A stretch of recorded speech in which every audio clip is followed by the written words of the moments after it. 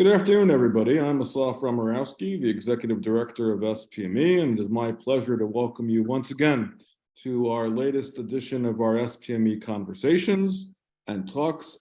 This afternoon, we have the privilege and opportunity to talk to our friend and colleague, Izabella Tabarovsky, who is a senior advisor at the Wilson Center, also as well as a research fellow at ISGAP, the Institute for the Study of Global Antisemitism.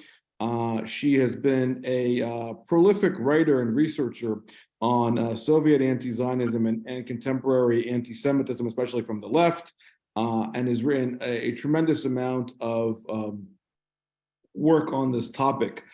This afternoon, she is going to discuss the demonization blueprints, the origins of contemporary anti-Semitism in the Soviet Union and Soviet ideology. And so there's a lot to discuss on all of these fronts. As far as housekeeping goes, just to remind everybody who's been with us in the past before, Izabella will talk for about 30 minutes. Then we will open up the floor to Q&A. Questions will be through the chat, so please type in your questions via the chat and I'll be able to read them. If we don't get to your questions this afternoon, as always, I apologize in advance. You could always email us after the webinar at bdsmonitor@spme.org. Again, bdsmonitor@spme.org, and we will take it from there. So really, without further ado, Izabella, thank you for joining us, and the virtual floor is now yours. Asaf, thank you so much. It's a pleasure to be here. Thank you for inviting me. For those of you who follow me on Twitter, we've actually been having a discussion there of some of the images that I want to start my talk with in the context of the latest demonstration by some CUNY students who demand that Zionists be kicked out of CUNY. I thought that it was really, really relevant and really shows some of the continuities with what we used to see in the USSR. So I want to start with this slide, just a second. Okay, so what we see here is an image that appeared on a French edition of the Protocols of the Elders of Zion sometime in the 1920s. I'm sure that in this audience, I don't need to be introducing the Protocols of the Elders of Zion, but I'm going to say a couple of words about them. But let's first look at the image. So the image is a spider with a Jewish face, right? A caricatured, exaggerated Jewish features, immediately recognizable as such. This is actually a Bolshevik spider. How do we know it? Because it has, you may not see it, but it has the star. Sorry to cut you off. Your screen is not being shared. Oh, it's not being shared. Okay, just a second. Apologies. Here we go.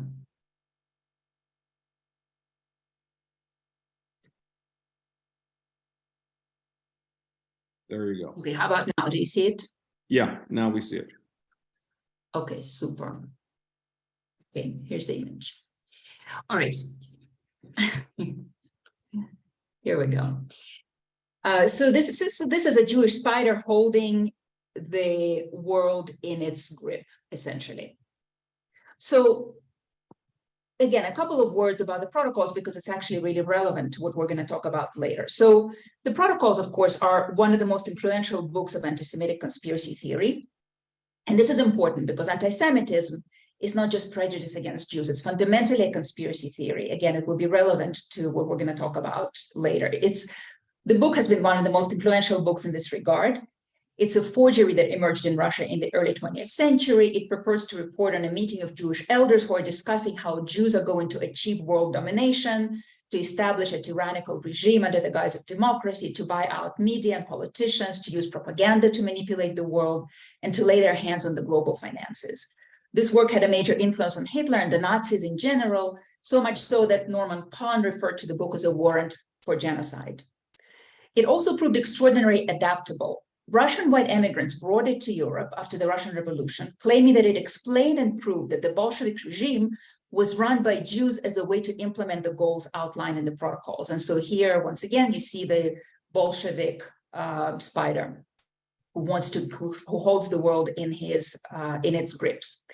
So they spread to the Middle East, they spread to the United States.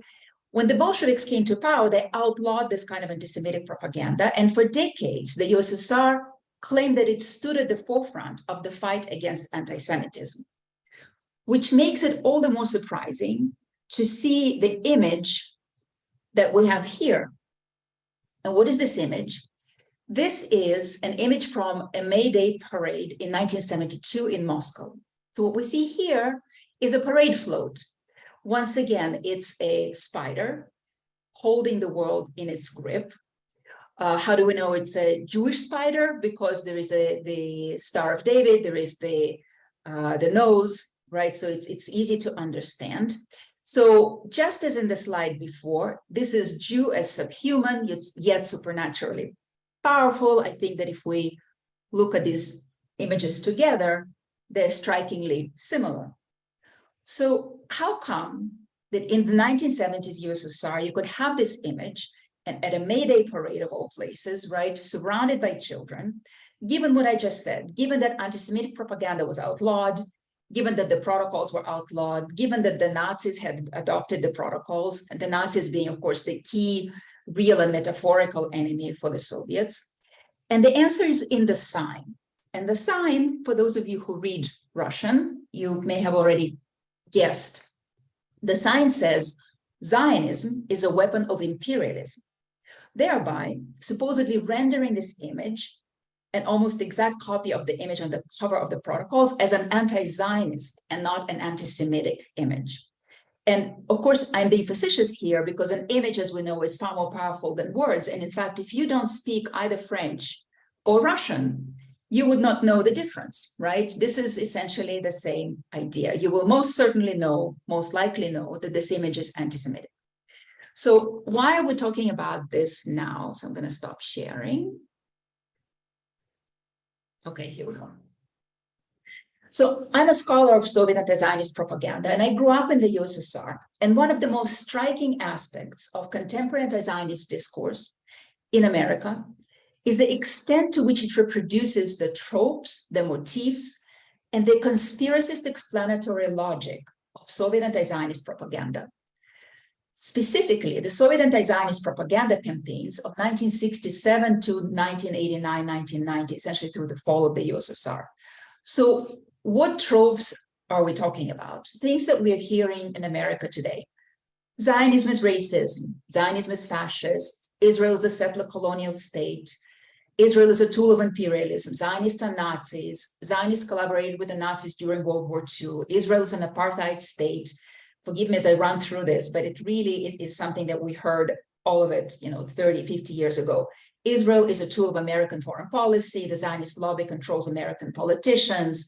Zionist money controls American media and politics. American police learned their brutal tactics from Zionists. Zionists invoke anti-Semitism to silence criticism of Israel. So all of these ideas that are so familiar to us from contemporary anti-Zionist discourse were created, amplified, and propagated in the USSR half a century ago, including internationally. The USSR created the slogans and ideas to meet its own internal and foreign policy objectives. And I think this is important because there's discussion as to whether the USSR whether its leaders were truly anti-Semitic or not. And, it's complex. You don't always know what's in somebody's heart. In some cases, we do know, but I actually think that this question is not necessarily relevant. I think that what the Soviets did was driven by a political agenda. And I think that it is impossible to understand contemporary left-wing discourse about Zionism and Israel without looking at Soviet anti-Zionist propaganda. One of the issues that this historical context helps us understand is the problem of anti-Zionism versus anti-Semitism. We often hear that they're not the same, and in principle, they don't have to be. And we'll actually, once we get more into history, we'll see how, in fact, they don't have to be, and they weren't always. But in practice, most of the time, they are. They're the same in the most critical way possible. Both lead to anti-Semitic outcomes for Jews. And the history of Soviet Jewry, and that's millions of Jews over 3 generations, shows clearly that politically weaponized anti-Zionism, an anti-Zionism that has become widely adopted by society, leads to anti-Semitic outcomes for Jews. And there is a reason for that. And the reason has to do with the fact that the Soviet tropes, to the extent that contemporary anti-Zionist discourse draws, without necessarily being aware of it, draws on Soviet anti-Zionist tropes, it also draws on the tropes of the protocols of the elders of Zion, because this is what Soviet anti-Zionist propaganda drew on. And so, to put a conclusion before everything else in a journalistic way of presenting things, essentially this history teaches us that American Jews are being extremely naive, dangerously so, in considering this form of anti-Semitism less dangerous or not dangerous and not pushing back harder on it. So let's delve into some of the historical context here. Because what I hope you can understand from this lecture is just how much historical depth there is to what we're hearing today. So mostly in my research and writing and talks, I focus on the international campaign that the Soviets unleashed after the Six-Day War in 1967, because that is the campaign that produced these ideas and these slogans that we're hearing today. That campaign was massive. It relied on massive state resources. It involved top Soviet foreign policy, security, media, and propaganda apparatus. And it was directed literally at every country in the world. It was conducted as part of the Cold War confrontation, Soviet confrontation with the United States, which is why so many resources were poured into it. And it is in those years, in the late 60s, 70s, and 80s, that the global left adopted many of the themes that we're confronting today.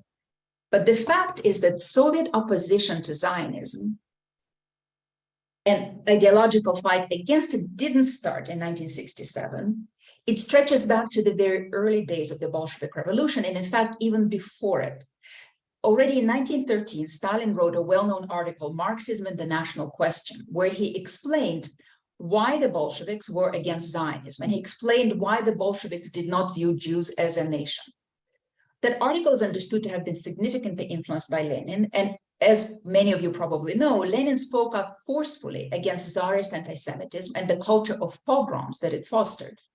But he also vehemently opposed Zionism as a solution to the Jewish question on both theoretical and practical grounds. So Bolsheviks accused Zionists of fragmenting the revolutionary movement by divorcing the Jewish poor from it. And importantly, the Jews of the Russian Empire were the most oppressed group at the time of the revolution. So in the Bolsheviks' eyes, they were an important reservoir of revolutionary fervor. Zionism, in the Bolsheviks' view, went against Marxist theory on a very crucial question, the notion that workers around the world have more in common with one another than they do with their national bourgeoisie. The famous slogan, "Workers of the world unite," is grounded in the idea that proletariat needs to unite to fight for its unique class interest, right? It needs to be an international fight. Zionists, of course, say something different. Zionists essentially say that Jewish workers have more in common with other Jews because they are part of the same nation. So in other words, a Jewish peddler has more in common with a Jewish factory owner or a Jewish banker than they do with workers in other countries. And this goes completely against the Marxist perspective and the Bolshevik perspective. So Bolsheviks also rejected, as I mentioned, the notion that Jews constituted a nation. So in Marxism, the National Question, Stalin argues that because Jews did not share a language, a territory, economic activity, or culture, they were not a nation. And so from their perspective, Zionists were just wrong from the ground up. And from here, it followed that the only path forward for Jews under socialism was to assimilate. And importantly, what the Bolsheviks argue is that anti-Semitism would vanish with the arrival of socialism, because socialism rejects ethnic divisions, it proclaims internationalism and friendship of the peoples.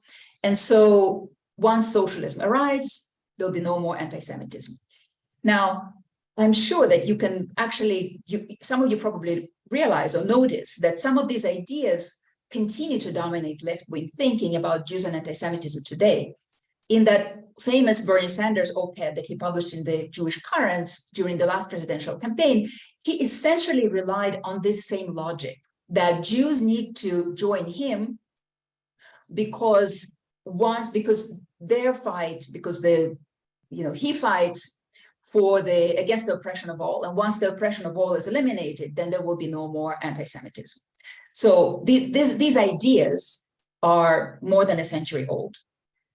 The problem, of course, is that anti-Semitism did not disappear with the arrival of Soviet socialism. To be sure, the Bolsheviks outlawed pogroms, they outlawed right-wing anti-Semitic propaganda, They outlawed the protocols specifically. And those Jews who accepted the deal that the revolution offered them actually did well in the first 10 years of the Soviet power. What was the deal? Essentially, equality, full rights, social mobility in exchange for embracing the Soviet project, including atheism and assimilation. So those Jews who accepted the bargain were fine. But religious and Zionist Jews who refused to shed their beliefs suffered brutal repression. So that's the first decade. Then comes Stalin, and Soviet internationalism begins to wither on the vine, certainly with regards to the Jews. And I'm actually not going to dwell too much on Stalin, because Stalin is really well researched and a lot has been written about him. But I think that here's what's important to understand, is that under Stalin, there are no more kind of preferred categories of Jews. So socialist Jews are fine, but Zionists and religious Jews are not fine. Once the state of Israel is created, which of course Stalin first supported, but once the state is created and it's clear that it's not going with the Soviet project, the anti-Semitic campaigns begin, and essentially every Jew becomes suspect of harboring Zionist sentiments. I mean, this is what that whole campaign was about, right? Bourgeois nationalism. Essentially, it's a suspicion that Soviet Jews are too much supportive of Israel and might become agents of the Mossad, and in fact probably are. Okay, so I'm going to skip right through 1967. So what happens after Stalin's death is that the Soviet Union becomes more involved in the Middle East. And it begins to support the Arab states, right, including militarily. And so now we get to 1967. The US is arming Egypt and Syria. And it is certain that these countries are going to defeat Israel, but they don't. And the Soviets experience this loss, this defeat, as a massive political crisis. They fear that they will lose influence in the Middle East. They also are concerned with some of the domestic developments that Israel's victory provokes inside the country. One of which is that Soviet Jews begin to demand freedom to deepen and express their Jewish identity.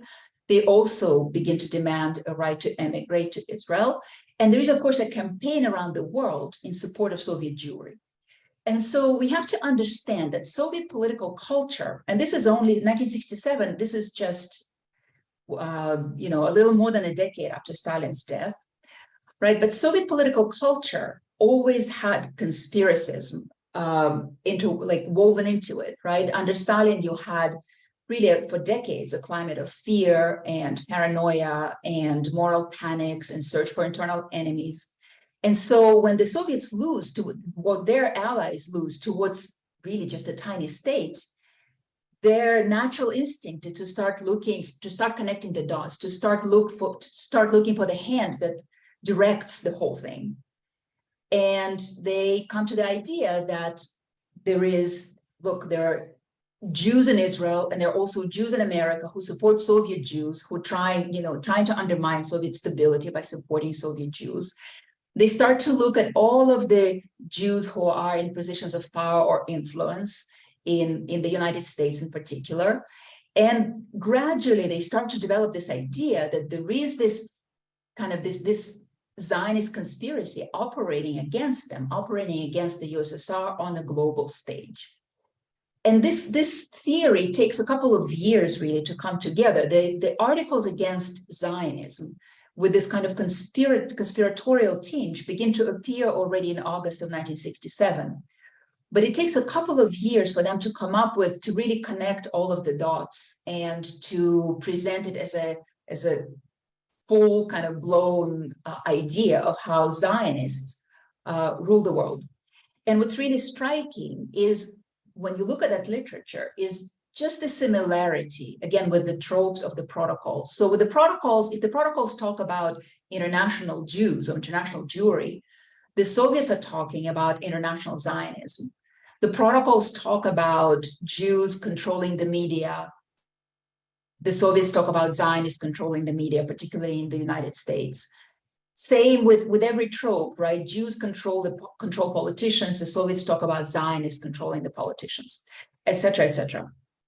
So this, this I find this really crucial. If we look at the people who produce this propaganda, they themselves were actually right-wingers in their views. They were the far right, right? Later on, during Perestroika, the Russian neo-Nazi movement would essentially be born out of the ideas that these people produce. But because they live in the USSR, they know that they can't speak about Jews. They know that that's against what the Soviet Union, what's permitted in the Soviet Union. So they talk about Zionism. So this massive campaign is unleashed. So this is really the crucial part here, is that Soviet anti-Zionism, even though it begins in the early 20th century, after 1967, it acquires this conspiracist element, and it acquires an international element, because until 67, essentially Soviet anti-Zionism was a domestic affair. After 67, it goes global. So how are the Soviets trying to influence, what audiences are they trying to influence, and where are these audiences, and how are they doing it? Essentially, they're looking for allies wherever they can find them. So one of them, of course, is the global left, the far left, the communist parties, but not only. I mean, the Soviets really weren't so sort of pure ideologically when it came to influence. They were happy to support anyone who would be willing to put out the messages about anti-Zionism, about Zionism and Israel that would correlate with Soviet messages, as part of everything else, as part of the general Soviet propaganda that they expected global left-wing parties to adopt. Right, and they finance some of these parties, and they finance their publications. And there's a really interesting case that's documented about Hyman Loomer, who was the editor of Political Affairs, a theoretical journal of the American Communist Party, CPUSA. He travels to Moscow in the 1970s for a theoretical conference on Trotskyism, and he approaches the Soviet comrades and asked them to help him understand the Soviet position on anti-Zionism, so that because he wants to write a book about it to help the comrades in the West align themselves with Soviet thinking. And so there is a memo, a declassified memo, where a bunch of, it's propaganda department and the department that deals with left-wing parties, they're discussing what are we going to do, who we're going to introduce him to, and they go around, they introduce him, and it's just it's the usual suspects there that are there. And Loomer then goes back and in fact writes the book. And if you read the book, it's really fascinating. So first of all, it follows the Soviet perspective, the general Soviet line on anti-Zionism. But you also see some of the references that he clearly borrows from Soviet writings that are actually they're wrong. The Soviets, proclaimed to document their writings. They wanted to sound scientific and so there are a bunch of footnotes in their writings. But when you look at those footnotes, you can see that they're twisted or they're taken out of context or they're completely wrong. So Loomer, in fact, borrows some of these twisted and fake references, really. So you can really see that he's taking the material from Soviet propaganda. And so then his articles and his ideas get reprinted all over the place.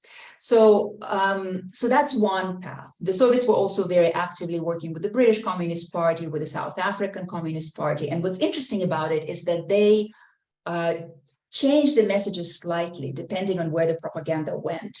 So for Europeans, there were a lot of comparisons between Zionists and Nazis because there is that historical memory of World War II. For South Africans and for Africans in general, there would be a lot of conversation about Zionism and racism. Zionism is the same as racism, and Zionists are racist, and Israel is an apartheid state. So, just adjusting the messages somewhat.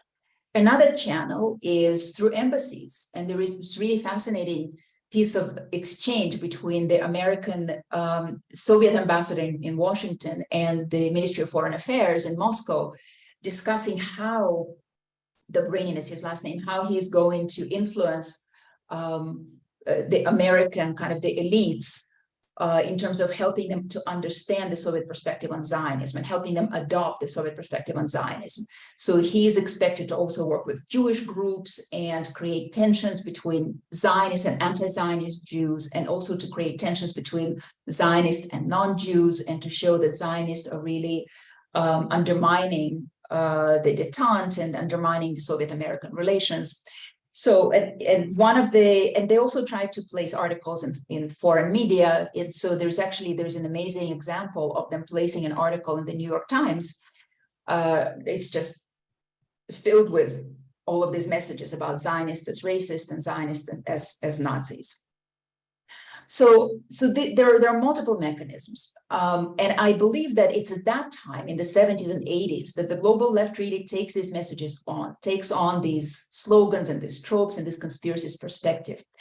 The material was published in like 100 languages or something like that. There were brochures and there were articles, and a lot of times you would not even necessarily know that you're reading something produced by the Soviets, because they also used influencers who would just take Soviet materials and then rewrite them, but keep the message. The story of Mahmoud Abbas's dissertation is really interesting. I wrote about it in Tablet, of how they tried to kind of engage the scholarly community, really fake scholarly, right? But to try to legitimize some of their propaganda and wash it through scholarly processes. So I think the point, and I see that I only have a couple of minutes left. So I think the point that this history helps us understand is really the danger of the kind of anti-Zionism that we're facing today. It's the conspiracy theory that is inherent in much of current anti-Zionist discourse often goes unnoticed, and few people really comment on it. But that is really the crucial part of it, because if you look at what the Bolsheviks did, they were anti-Zionist, and you can agree or disagree with what they said, but at least there was logic to what they said. Maybe sometimes it was flawed, whatever, but there is an argument that they're laying out, right? They have a theory that they're referencing, and they're saying, look, Zionism, doesn't fit with our socialist vision, and we don't believe that Jews are a nation. Fine, you can see the logic. What we're dealing with today is conspiracy theorists and conspiracy theory is immune to logic, right? You can't argue with a conspiracy theorist. And that is what makes it so dangerous. And another part of it is that, of course, anti-Semitic conspiracy theory, the crucial aspect of it is demonization of Jews. What we see in America today is demonization of Zionists, which, it's exactly what we saw in that CUNY speech and really all over the place these days. Somehow it has become okay. And I think it's from the Soviet times. The Soviets repeated in every article and in every speech and in every kind of public venue, they repeated the idea that Zionists claim that criticism of Israel is anti-Semitic for their political purposes. And so when today's left says that anti-Zionism is not the same as anti-Semitism, or accuses pro-Israel Jews of manipulating accusations of anti-Semitism, this too is not original. I mean, this again has been going on for 50 years. And so, but I think at this point, I think that 50 years ago, perhaps, people did not necessarily buy it. Certainly the Jewish community didn't buy it. If you read the scholarship that was produced during the Cold War on Soviet anti-Semitism, a lot of times the scholars don't even necessarily make the distinction between anti-Semitism and anti-Zionism, because it wasn't the thing then, right? It was clear for scholars then that what the Soviets are producing is anti-Semitic. And when they claim that it's simply anti-Zionist, that it's just an excuse. Today, somehow it's less clear. They've really succeeded in fudging that, or rather in separating the two in people's minds. And so that allows for demonization of Zionists and Zionism. And that goes right to the heart of anti-Semitic conspiracy theory. So again, the key point here is that we actually know, we don't have to wonder what will happen when Zionists are demonized and when Zionism is demonized. We actually know this from history. We know this from the history of Soviet Jewry.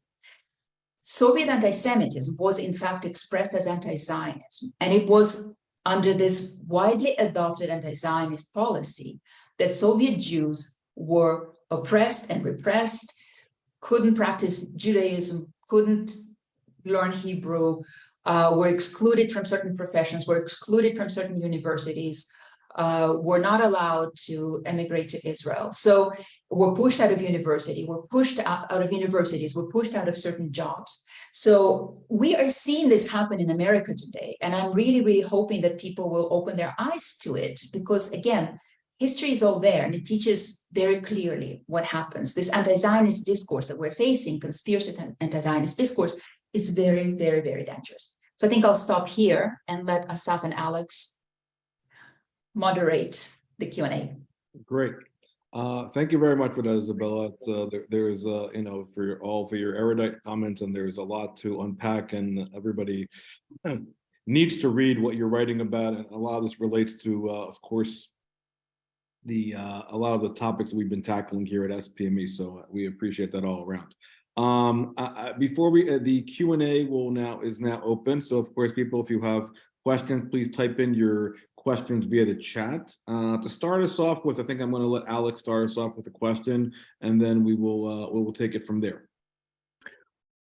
First of all, thanks very much for a terrific presentation, and maybe it's worth noting that the epitome of the success of these active measures was probably the 1975 General Assembly resolution, which declared Zionism as racism, which wasn't repealed or undone for several decades. But I want to ask about another dimension of this, and that's linear connections between then and now. We know that the functional or instrumental background of what you were talking about, these kinds of active measures, disseminating propaganda widely throughout the world, particularly in the third world, but also in the US. KGB support for, first of all, the Communist Party of the US, and then later on for the New Left during the 1960s into the 1970s, support in Europe for the so-called anti-war movement and the anti-nuclear movement, which disrupted European politics, kept European governments off balance, seemingly grassroots movements, which were now, as we would in the parlance of today, astroturfed to greater or lesser degrees. And we know again that the same thing happened here at a lot of different levels. There are institutions and individuals, many of whom were part of the New Left in the late 1960s and early 1970s, who became the leaders or some of the early leaders of the BDS movement in the US. So my question is, I guess, how much of this goes on today? Or has this become, like the protocols, a kind of thing that has its own weight and momentum? It's just taken off. How much of this is actively manipulated from wherever? I'll stop there. Well, I can really only competently speak about Russia, and I'm pretty sure that if Russia plays in this sphere, which it probably does, because it likes to play in every divisive issue, I don't think that this is where the majority of it comes from, because really once the Soviet Union fell apart, it was really striking that some of the scholars who themselves participated in the creation of this propaganda wrote articles in which they admitted that this was, this was just propaganda. There are now books written by Russian language scholars that say as much. And I think that for people in Russia, especially those who came of age in the USSR, all of this reeks so much of Soviet times. And the Kremlin is just not, they're not far left ideologically, they're not anti-Israel in that way. Could this, I do think though that it probably is manipulated. It could very well be manipulated by other state actors who would have a very easy time doing it, because the amount of literature that that campaign left behind is so massive that it's just won't take a lot of effort to just pick it up and use the tropes. And I think that it's really become part of the thinking among certain quarters, certainly on the left, certainly among the Palestinians, that it's like, as you say, it's just like the protocol. It's an article of faith that this is what it is and this is how it works, and it's not even questioned. Mm-hmm. Great. Alex, a follow-up, or should we? I have lots of follow-ups, but let's let other people all right, so ask some questions. We'll come back to you, Alex. So let me go to the audience, Izabella, and let me try to deal with some of the questions here and try to combine them. So there are 2 or 3 questions here that actually relate to your last point about Soviet influence and propaganda involving Palestinian leadership. And I know you've written, your article you referenced about Abbas. But maybe tie into that, talk a little bit about the ins and outs besides the product, I guess, that came out as a result as far as Abbas's dissertation himself, but more talk about the bridges and more connections that people want to hear about here, referring to both Carl and Hugh's question related to those connections. So the connections, the Soviet-Palestinian connections? Yes.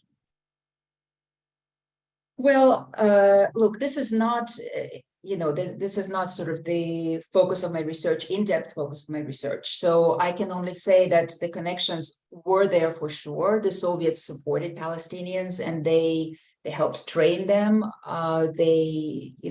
Palestinian leadership was in the USSR all the time. And a lot of this connection support happened through East Germany, as we know. So it was pretty robust, I would say. And what's interesting for me, actually, when I look at for example, the Palestinian, at the PA Charter, there is that point about how they reject the idea that Jews are a nation. And there may be other reasons for why they say it. But to me, again, looking at it through the eyes of someone who studies Soviet propaganda, it's just very, very striking that it's very much it was really important for the Soviets to reject the idea that Jews were a nation. In part also, if you look in the 60s and 70s and 80s, to sort of diffuse the campaign in support of Soviet Jewry. So if American Jews were saying, look, we are, our brothers and sisters in the USSR need help, the Soviets would say, well, these are not your brothers and sisters. Jews are not a nation. So our Jews are separate Jews from you, from Israeli Jews and from American Jews. There's nothing connecting you. So leave our Jews alone. They're not yours. And so when I look at the PA Charter, I think, well, it's interesting, that notion is there. But I think I'd actually rather not go into more details about that because it's kind of a side subject for me. All good. Thank you. I appreciate that.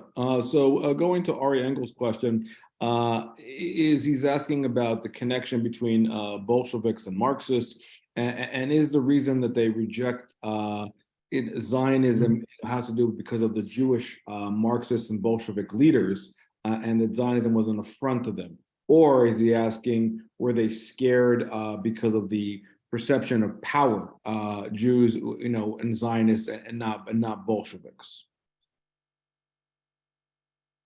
Well, in my view, look, I think that there were practical and theoretical grounds for rejecting Zionism. Practical was that they really wanted the Jewish poor in the Russian Empire, or after the revolution, the Jews who were part of the revolutionary Russia, to join the revolutionary movement. And they felt that Zionists were kind of alienating Jews from the revolutionary struggle. Zionists were trying to pull Jews into something else, right, into a different project. And the Bolsheviks really didn't like it. They really needed Jews to be part of the effort. And then theoretically, again, it's the question of, if you look at that article that Stalin wrote, he really lays it out very clearly. He says, well, according to, if you look at what a nation is based on Marxist thought, Jews don't fit the description. They don't have the shared territory. They don't share a language. They don't have a shared culture. They don't have shared economic activity. So they're looking at it from the theoretical standpoint, and they say, well, it doesn't really fit the definition. And just on a very basic level, Zionists are nationalists, right? And Bolsheviks are socialists, they're internationalists. So they are in general against various nationalisms, not all of them. They were not against Arab nationalism, but yeah, Jewish nationalism was very much an anathema to them. So these are the grounds that they present. Great, thank you for that. So moving a little bit, to the contemporary here, Olga is asking a question based on, I guess, I'm adding here, based on the historical connections that we had, that you described, so accurately. How do you explain the current modern day cooperation between Putin and Israel when it comes to Syria, especially for Hezbollah? I mean, is that a factor in all of this, and what's your take on that? What is my take on the current cooperation between Putin and Syria in light of this background? Between Putin and Israel, regarding as it relates to Syria and particularly Hezbollah. Well, wow. Okay. Well, this is complex. I mean, Putin, if anything, I wouldn't call him an anti-Zionist.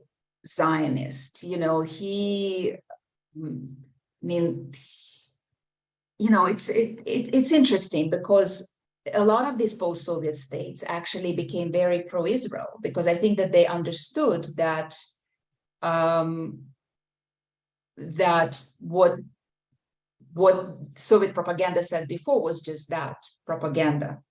So I guess I'm a little bit confused. Are we talking about Putin's Russian-Israeli relationship, or are we talking about Russian-Syrian relationship and Hezbollah? What are we trying to address? I think that she's referring to Russian-Israeli ties, as it relates. I mean, if you're looking at the collaboration that exists between Moscow and Jerusalem today, I mean, there is an agreement that Hezbollah is a terrorist organization, but there's obviously the connection between the Russians and the Syrians is a whole other bag of issues. But the nature of the collaboration altogether, where is that coming from? And I guess to your last point, maybe if you can expand a bit, on your view of Putin not being an anti-Zionist, or there's always a lot of conversations about that. Yeah, well, again, I just want to emphasize, because sometimes I think people think that, it's ironic that the anti-Zionism, the Soviet anti-Zionism that we see today, its source is not actually Russia. Like, Russia did not really continue with this line, right? And if you look at Poland, for example, Poland, which was also deeply anti-Zionist, on Moscow's lead in 1960, especially the campaign of '68, if you remember that, Poland became one of the biggest friends of Israel. So there is not necessarily anything surprising about that. I mean, there is a view that Putin is actually not anti-Semitic and that he loves Jews and wants to be friends with Jews. I mean, I don't know. I have a more complex view of that. I think that he likes Jews while they do what he needs them to do. But there are also reasons, there are many reasons, I think, for him to have been friendly toward Israel. One of them was that Israel, and I'm using now past tense because actually some things things have shifted with the war, so it's a little bit, things are unclear, a little bit less clear now. But right in the years up to the war, you could see that one of the things that Putin was getting from Netanyahu in particular was acknowledgement of the Soviet historical memory narrative. And this is, I think, a lot of times people underestimate just how important it was for Russia to assert a particular line on historical memory. The idea that the USSR defeated Nazi Germany, that everybody needs to be grateful to them, and also interestingly, the use of the Holocaust for their own historical narrative also, to say that what Russia experienced, what the Soviet Union experienced in World War II, what the Russian nation experienced in World War II was actually similar to what the Jewish people experienced in the Holocaust. So Putin spoke at Yad Vashem a few years ago, and those messages were very, very clear there. And so what's interesting there, the reason I talk about it is because if you look, for example, at the readouts of some of the meetings between Putin and Netanyahu, which were always very brief, but if you look at what the Kremlin published, they would say Prime Minister Netanyahu and President Putin talked about cooperation in Syria and, the deconfliction agreement, and Prime Minister Netanyahu affirms the critical role of the Red Army in defeating Nazi Germany, and the critical importance of May 9th and the Victory Day as the day when the Nazis were defeated. So you see this kind of combination. I think for the Israelis, it's the agreement over Syria that's important, but for the Kremlin, it's really this historical memory discussion. So I'm just saying this, maybe this is too detailed, but this is one of the, I apologize, my cat couldn't be away from me. But there were multiple factors that contributed to the Kremlin and to Putin specifically to be friendly with the Israelis. There were joint exhibitions that highlighted the role of the Red Army because the Kremlin understood that in Israel, it's a much less controversial issue than in a lot of other places. So multiple factors here. And I think it would take a separate lecture to discuss that. Great, thank you. So there are two questions here I'm going to try to combine as far as a similar thread here that's playing out.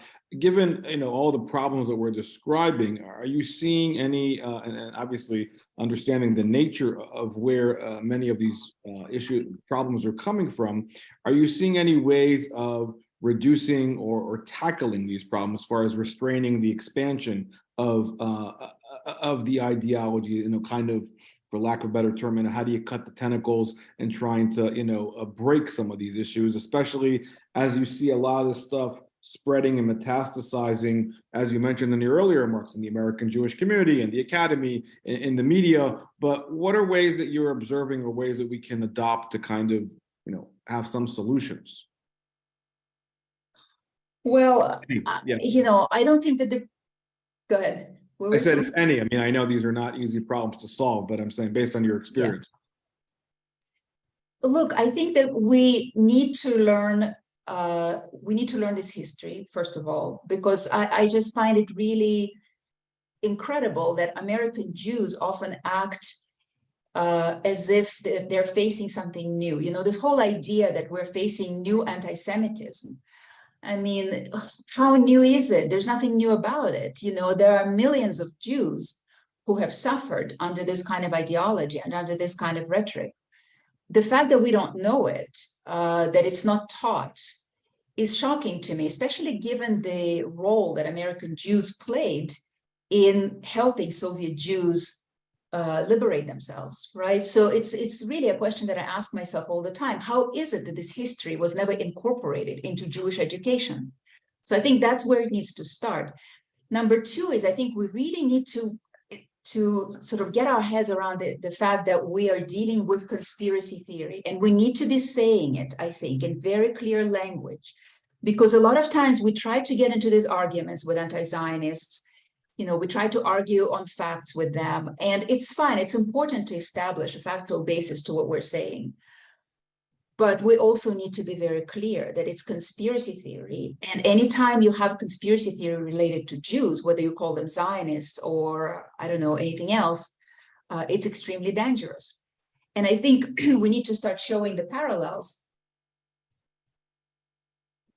that are already happening in America. As I was saying, what happened to Soviet Jews in the 60s, 70s, and 80s is that as the politically weaponized anti-Zionist propaganda started to get adopted, no Jew really was safe. Anybody, I actually had trouble getting into the college that I wanted to get into, and this is like 1987. So, the consequences follow, and we're already seeing it in America, on American campuses, at American universities. There are, we know that in the publishing world, it's hard for somebody to get published if they take a pro-Israel and pro-Zionist position. So we just need to get very, very clear about it. And we need to start educating people about all of it. And I'll tell you, there's one organization that I think is doing it right. And I wrote about them, Club Z. They actually also were started by Soviet Jewish immigrants in the US. And they are doing an incredible job educating American Jewish kids, teenagers, on Zionism, on Israel, on how to respond to what they might hear in college. And I've met the kids, you know, I've interviewed the kids, and they are really extraordinary. I've seen them in action, actually, with some of the anti-Zionist far-left groups here in Israel, where I'm now. They know the facts. They know how to argue their positions. It's truly incredible to see. I think we all need to be learning from them, and it shows that it's possible. I think, honestly, our main concern is our own. It's not necessarily what the anti-Zionists do. It's what we do as a Jewish community. What are we doing for ourselves to make sure that we are prepared to face these challenges? Yeah, agreed, 100%. And actually, that's also part of the conclusions, you know, and I'm sure that you've also read the latest book that Sharansky and Gil Troy put out. They devote a whole chapter to, again, the American Jewish community not passing the message on to their kids, and part of the education that's missing today, which is, again, part of the byproduct of the issues that we see on the ground. Well, can I just add, it's a dual issue here. So, people are not taught any Soviet history at all, which I find really shocking, which creates the imbalance where people think that really only Nazism was the terrible power of the 20th century. I mean, truly, people know nothing about the victims of Stalin's repressions. Look, I have somebody who was killed at Babi Yar, and I also have somebody who was killed in Stalin's repressions. And I'm not an exception. You take any Soviet Jew, and they will pretty much have this story for you. And the fact that these victims are completely forgotten and wiped out and often diminished, you'll hear people on the left say, well, yeah, again, roll their eyes. Yet again, they're talking about, Stalin's, the Gulag and Holodomor. And I find it shocking. It's tens of millions of people. We have to start teaching that, first of all, to begin with. And that might help create some balance. But and then for the Jewish community, it's how this system impacted Jews. It's incomprehensible to me that we're not teaching that. 100%. I mean, there's a larger lecture, obviously, to discuss about, what kids know and the lack of historical anchors, and this is a generational problem that we're facing around. But that's a whole other time. We don't have time today, unfortunately, to tackle all of that. Let me go back to Alex. I know with the time that we have left, Alex, there was a follow-up that you wanted to ask Izabella. Quite a few, but I had thought about asking about whether the labels of right and left really have utility in this situation or in any situation. And that harkens back to a long series of political philosophy debates going back to Hannah Arendt and others. But I'll limit my question, and that is, why do you think American Jews are so resistant to looking at this specific aspect of modern history, contemporary history, and so resistant, having played such an important role in the freeing of Soviet Jewry, so to speak? Why are they so resistant to looking at the Soviet Union and at communism as a global phenomenon in an appropriate way? Well, I think I have my own answer, but I really am much more curious about yours from your perspective. I actually think that as someone who grew up in the US, you may have a better answers to why they resist it. I think that what I think is interesting is what you started your question with, is whether the labels of right and left matter anymore. Because I think that what's really clear when you look at this history, and really striking, and when you take it to its logical conclusion, actually almost nauseating, is to understand that what is being presented as left-wing anti-Semitism is in fact deeply intertwined with far-right neo-Nazi thought. You know, when you trace it, I actually have a graphic that I decided not to show today, but if you trace it to its original, kind of to its roots, you can see that the Soviet ideologues who produced Soviet anti-Zionist propaganda after 1967 were themselves right-wingers. I think I mentioned that. They certainly knew the protocols. They certainly read them. The protocols, in fact, circulated widely among the Komsomol elites in the 60s and 70s. So this was it was a known piece of literature. When you look at their writings, you can see that they're borrowing from the protocols and even from Hitler's writings.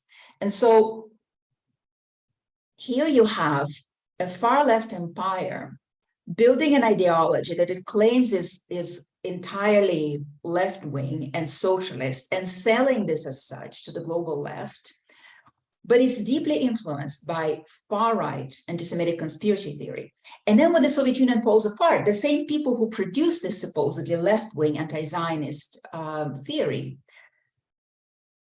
become leaders of the post-Soviet far-right, which is really, I mean, that's something that Russia has today, and it's the far right and white nationalists and neo-Nazis, and they are among the leaders, actually, globally. And people like David Duke, actually, David Duke traveled to Russia, I don't know, maybe 15, 20 years ago, and he praised the Russians for understanding the role of international Zionism. So here's your phrase from Soviet anti-Zionist propaganda. So this is what young American college kids, including young American Jews, are chanting on campuses today, right? So in case they want to say, well, we don't think the Soviet Union is so terrible, well, how about the fact that you're chanting slogans that are influenced by the protocols of the Elders of Zion and by Nazi thought? I mean, that's a pretty nauseating thought, actually, I have to say. But as to why they're resistant, I think it's some old ideas, I think old-fashioned ideas about what right and left is. I don't know, but Alex, I'd love to hear what your version is, actually, because you're more American than I am. You've been an American longer than me. Only for the past 60 some odd years. I think the majority or a majority of American Jews are comfortable seeing themselves as being, broadly speaking, on the left, and that there's a contradiction that they may or may not recognize, that American capitalism and all this, it has been fundamental to their success, but as a way of kind of sublimating, alleviating class guilt, they situate themselves on the left. And certainly in my parents' generation, there was a tremendous affection for the Democratic Party and Franklin Roosevelt, with this idea that he and the New Deal and the Democrats saved the country from the Depression and entered the war and saved the remnants of Jews. And we know now that Roosevelt himself was not such a Judeophile, of course, but that this echoed over the years, partly because, frankly, the Republican Party and the right wing were much more overtly anti-Semitic from much of the 20th century, the first number of decades into the second half, so that there are all these contradictions, and the contradictions have to be quashed or somehow resolved. And certainly the generation that arose in the 1960s was very, very comfortable doing the opposite of what their parents were. They became, many of them became the new left, and the rest of them became successful baby boomers and gave us the hyper-capitalism of today. And certainly when and I know this from personal experience, family experience, when Russian Jews arrived in America, American Jews were shocked at how right-wing, so to speak, or conservative, so to speak, these Jews who had experienced real repression and real had suffered in real tangible ways were. And that kind of contradiction has never been processed, never been understood, certainly not institutionally, and it's never been encoded historically or culturally by the mainstream, so to speak, of American Jewry. So I think it has impeded understanding where these contemporary problems come from, far left ideas, so to speak, that were really far right, that were encoded by the left, that are now being repeated by the right. And as we all know, American Jews are very, very comfortable with right-wing anti-Semitism, and they're not so comfortable talking about left-wing anti-Semitism. So. And to add to Alex's point, I mean, you have the younger generation, inscribed itself based on that lack of knowledge of history into this kind of universalist ideas, and universal idealism kind of moves them on to leftist ideas versus not knowing what the right stands for and whatnot. And so they want to be universalists rather than particularists. And so it's also part of the disconnect that you see out there between, Jewish identity today and the crisis that you're seeing upon us within the younger generation. Right. And certainly in higher education, after the collapse of the Soviet Union, there was this tremendous sort of crisis that, which was never frankly addressed. It was more a question of, well, communism was never really properly tried. These kinds of, trite excuses, not that, socialism leads inevitably to these kinds of horrors and will collapse. But no, well, some, the idea, the motivations were good, the execution maybe not so good. And that's where, and then the cycle has begun again today. Well, it's extraordinary how often I hear on Twitter people tell me, I guess it's an article of faith now, to say that in the USSR it wasn't really socialism.